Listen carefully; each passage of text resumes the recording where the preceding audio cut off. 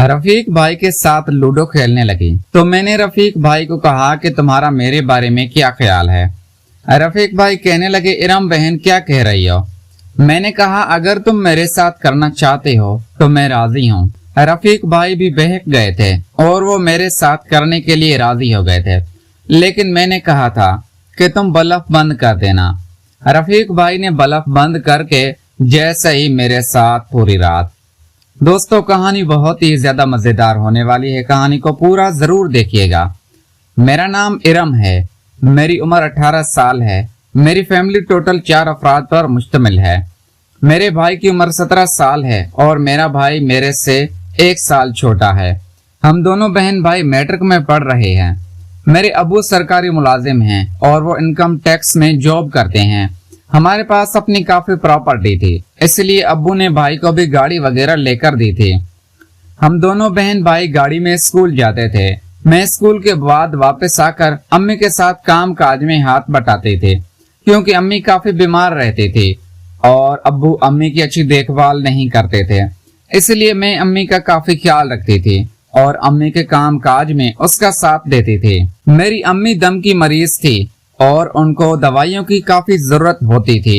एक दिन मैंने अब्बू को कहा था कि मैं मैट्रिक के बाद घर में रहूंगी और अपनी माँ की खिदमत करूंगी। अब्बू भी मेरी बात मान गए थे और कहने लगे थे, ठीक है बेटा, आप अपनी माँ की खिदमत किया करो और पढ़ाई को छोड़ दो। मुझे भी पढ़ाई कुछ खास पसंद नहीं थी। अब मेरा भाई रफीक पढ़ाई करने जाता और वो मैट्रिक में पढ़ने लगा था, लेकिन मैंने मैट्रिक में स्कूल छोड़ दिया था और घर बैठ गई थी। मैं सारा दिन मोबाइल पर फिल्म, गाने और ड्रामे वगैरह देखती थी। ड्रामे देख देख कर मैं खराब होने लगी थी और मेरा दिल करता किसी लड़के के साथ दोस्ती कर लूं, लेकिन मुझे घर से निकलने की इजाजत नहीं थी और मेरे अबू बहुत सख्त मिजाज आदमी थे, इसलिए मैं बाहर नहीं निकलती थी। मेरा भाई रफीक मुझे बहुत पसंद था और मैं उसके साथ काफी हंसी मजाक करती थी।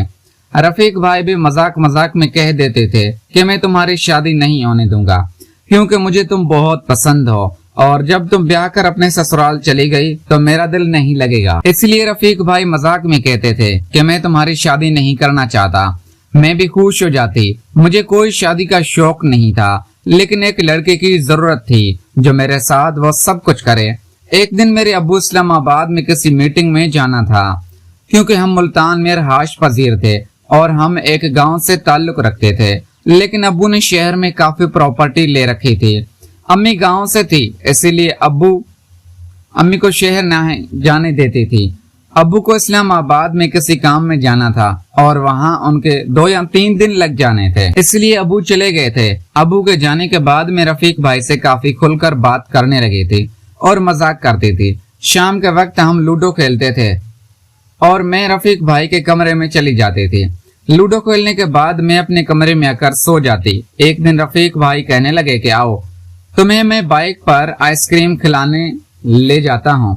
रफीक भाई जब मुझे बाइक पर ले जा रहे थे तो अजीब तरह की हरकतें करने लगे थे।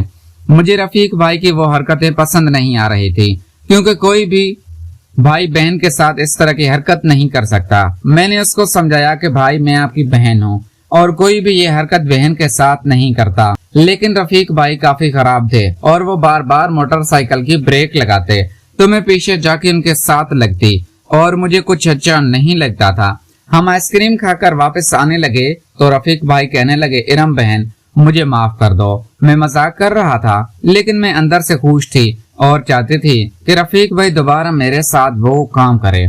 वापस आने के बाद मैं रफीक भाई के कमरे में बैठ गई थी, क्योंकि मेरा दिल नहीं कर रहा था कि मैं अपने कमरे में जाऊं। मैं रफीक भाई के साथ लूडो खेलने लगी तो मैंने रफीक भाई को कहा कि तुम्हारा मेरे बारे में क्या ख्याल है।